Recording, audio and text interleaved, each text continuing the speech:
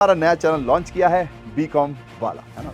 अब भैया जी जाहिर सी बात है, लॉन्च किया है तो आपके मन में, बहुत सारे बच्चों के मन में ये होगा कि भैया मैंने 11वीं और 12वीं पढ़ ली है, पास कर लिया, पर ये बीकॉम क्या वाला है, इसमें क्या होने वाला है, मुझे थोड़ा सा बताइए कि आखिर बीकॉम क्या है, इसके अंदर क्या क्या होता है, आप इसके अंदर क्या क्या पढ़ते हो, एडमिशन इसमें होगा कैसे। ऐसा कहा जाता है कि बीकॉम में सबसे ज्यादा अनएम्प्लॉयमेंट है, तो एलिफेंट इन अ रूम की भी बात कर ली जाए इसी वीडियो। तो हेलो माय डियर कॉमेंट्स, क्या हाल चाल, उम्मीद है सब होंगे झकास।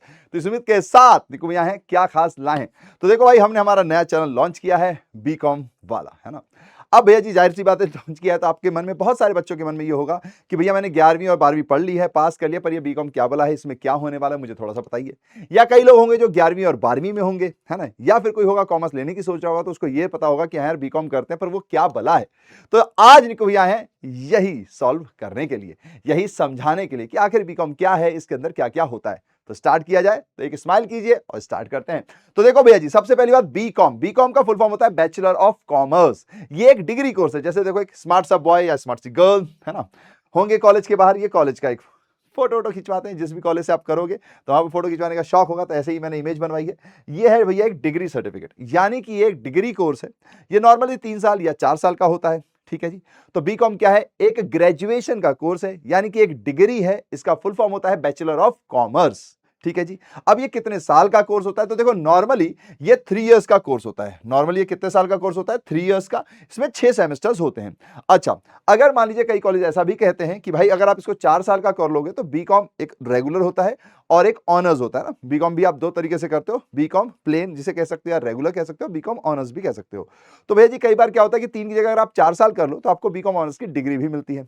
कई यूनिवर्सिटी ऐसा भी कहती है कि अगर आपने बीकॉम 4 साल की होगी तो उसके बाद पोस्ट ग्रेजुएशन होता है। ये ग्रेजुएशन है ना, बीकॉम एक ग्रेजुएशन डिग्री है। जब इसके आगे आप जाते हो तो उसे पोस्ट ग्रेजुएशन कहते हैं, यानी आप एमकॉम करते हो तो उसमें 2 साल लगते हैं।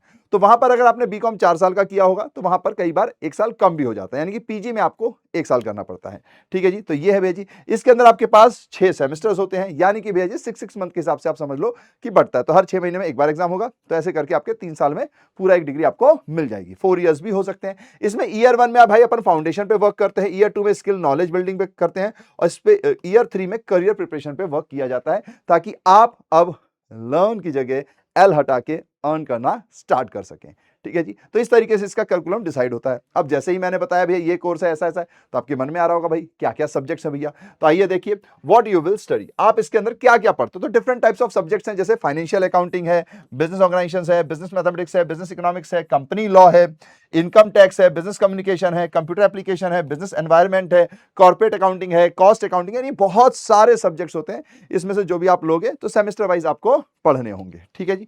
तो ये यहाँ पे बहुत सारे सब्जेक्ट होते हैं, लेकिन ये भैया जी स्किल एंड नॉलेज दोनों पर बेस्ड होते हैं। आपको प्रैक्टिकल नॉलेज भी मिलती है, बहुत सारे असाइनमेंट्स भी मिलते हैं, प्रोजेक्ट वर्क्स भी मिलते हैं, इंटर्नशिप्स भी करने के लिए कहा जाता है, ताकि आपके अंदर एक प्रैक्टिकल एबिलिटी भी जनरेट हो, एक्चुअल में वर्क कैसे करना है वो भी आप सीख पाए। तो बहुत ही बेहतरीन कोर्स है ये, ठीक है जी। चलिए, अब भैया जी क्या पढ़ेंगे ये तो हमें बता दिया। अब भैया जी इसका कोर्स मिलेगा कैसे, यानी एडमिशन इसमें होगा कैसे।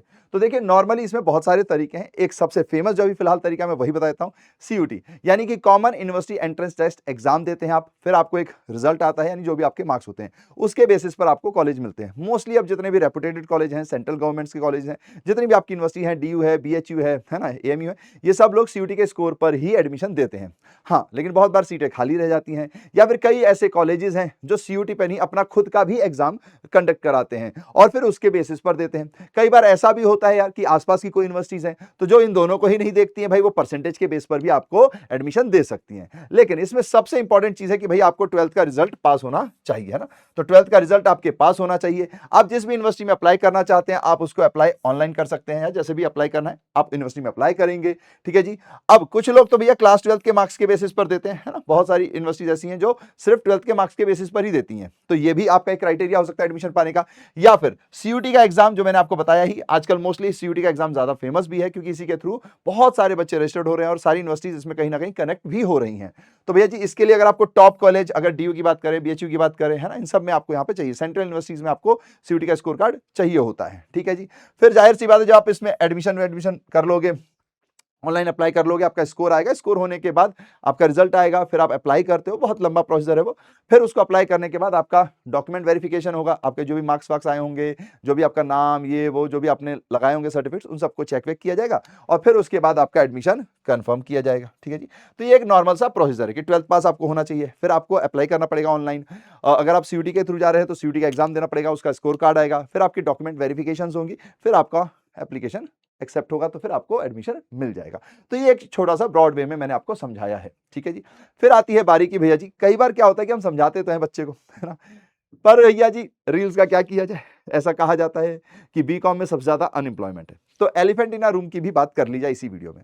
तो देखो यार, ऐसा नहीं है कि बीकॉम में सबसे ज्यादा अनएम्प्लॉयमेंट है। सच ये है कि यार बीकॉम ने एक आलू की तरह है, प्यारा सा आलू है भैया जी।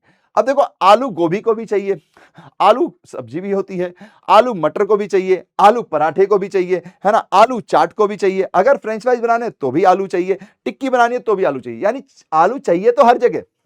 लेकिन सिर्फ अगर मैं आपको आलू दे दूं तो आप खाओगे क्या उसे?